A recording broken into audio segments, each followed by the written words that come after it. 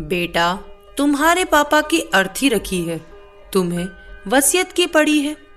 अभी कुछ दिन पहले ही प्रकाश जी की हृदय गति रुकने से मृत्यु हो गई थी।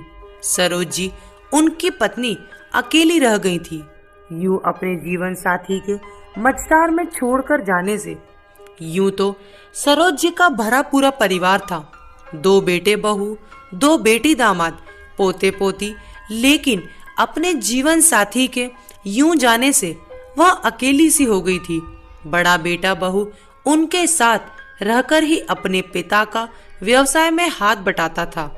दूसरे बेटे का मन उनके पास नहीं लगा, उसके सपने बड़े थे और वह बड़े शहर चला गया। उसकी पत्नी संयुक्त परिवार में रहना नहीं चाहती थी। उस समय प्रकाश जी ने सरोज जी से कहा था, कोई बात नहीं सरोज, इस बहाने हमारा व्यवसाय बड़े शहर में भी फैल जाएगा।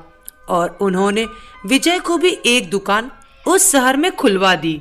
समय समय पर प्रकाश जी उस दुकान का हिसाब किताब देख लेते और जितनी जरूरत पड़ती उतने पैसे विजय को भेज देते।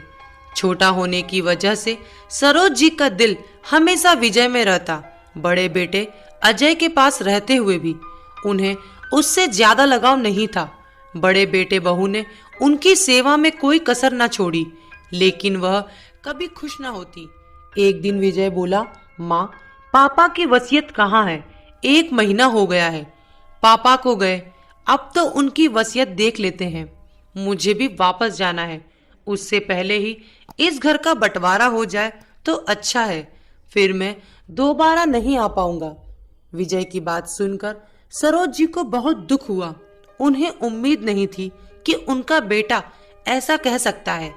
अभी तो पिता को गए महीना ही हुआ है और ये बंटवारे की बात कर रहा है। सरोज जी बोली, बेटा, अभी तुम्हारी माँ जिंदा है और तुम मेरे जीते जी बंटवारे की बात कर रहे हो। खैर, तुम यही चाहते हो तो ठीक है। सरोज जी का दिल टूट गया था। वह तो अपनी बाकी जिंदगी विजय के साथ रहकर गुजारना चाहती थी। अगले दिन उन्होंने वकील साहब को बुला लिया। वकील साहब के आते ही उन्होंने घर के सभी लोगों को बुला लिया। वकील साहब क्यों आए? विजय बंटवारा चाहता है, पिता की वसीयत सुनना चाहता है, लेकिन विजय बंटवारा क्यों? क्या भाइयों के बीच भी बंटवारा होता है? सब कुछ माँ का ही तो है, फिर क्यों बंटवारे की बात? नहीं भैया, जिंदगी का कुछ पता नहीं। मैं अपने बीवी बच्चों का भविष्य दांव पर नहीं लगा सकता, इसीलिए मुझे मेरा हिस्सा दे दो, फिर मैं यहाँ से चला जाऊंगा। अजय हार कर एक तरफ हो गया। वकील साहब ने प्रकाश जी की वसीयत पढ़नी शुरू की। मैं प्रकाश, आप सबका अभिनंदन करता हूँ। मेरी वसीयत पढ़ी जा रही है, इसका मतलब घर में बंटवारे की बात शुरू हो गई है। दुखी मत हो सरोज, यह तो एक दिन होना ही था। आज तो तुम्हारी आंखों से पुत्र प्रेम की पट्टी हट गई होगी। इतना सुनते ही सरोज जी की आंख से आंसू गिरने लगे। बड़ी बहू सुरभि ने उन्हें संभालना चाहा तो उन्होंने इशारे से रोक दिया। आगे पढ़िए वकील साहब।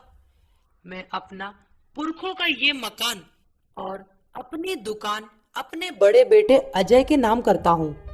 उसने ही आज तक सारा व्यवसाय संभाला है। दिन हो चाहे रात, अपने काम के प्रति उसने कभी लापरवाही नहीं बरती। हमेशा पूरे परिवार को एक सूत्र में बांध कर रखा है इसने। छोटे बेटे विजय को उसका दिल्ली वाला फ्लैट और दुकान सौंप दी जाए। मैंने पहले विजय को बहुत बार पैसा दिया है, तो इस समय उसे 5 लाख रुपए की जो एफडी मैंने उसके बच्चों के लिए बनवा रखी थी वह सौंप दी जाए। दोनों बेटियों को 10-10 लाख रुपए बच्चों के नाम एक एफडी बनवाकर दे दी जाए।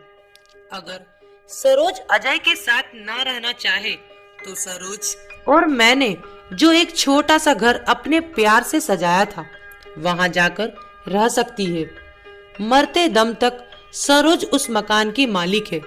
उसके बाद उस मकान में वृद्धाश्रम बना दिया जाए। मेरी वसीयत का पालन मेरी आखिरी इच्छा का पालन होगा और यही मेरे परिवार की तरफ से मुझे श्रद्धांजलि होगी। वसीयत पढ़कर वकील साहब चुप हो गए। वसीयत सुनकर विजय बहुत कुछ कहना चाहता था। वह इस वसीयत से खुश नहीं था, लेकिन माँ का सख्त चेहरा देखकर उसकी हिम्मत नहीं हुई। अगले दिन विजय अपने परिवार को लेकर वापस चला गया। जाते जाते माँ से इतना ही बोला, अब मुझे कभी याद मत करना। सरोज जी बहुत दुखी थी उसके व्यवहार से। उन्हें उम्मीद नहीं थी कि उनका बेटा जायदाद के लिए इतना बदल सकता है कि उसने अपनी माँ को ना तो साथ चलने के लिए पूछा, यहाँ तक कि सारे रिश्ते ही खत्म करके चला गया। क्या यही परवरिश दी थी उन्होंने? कहाँ कमी रह गई? अगले दिन सरोज जी भी घर छोड़ने के लिए तैयार हो गई तो अजय और सुरभि ने उनका रास्ता रोक लिया। हमें आपके अलावा कुछ नहीं चाहिए। हमारे होते हुए आप कहीं नहीं जा सकती।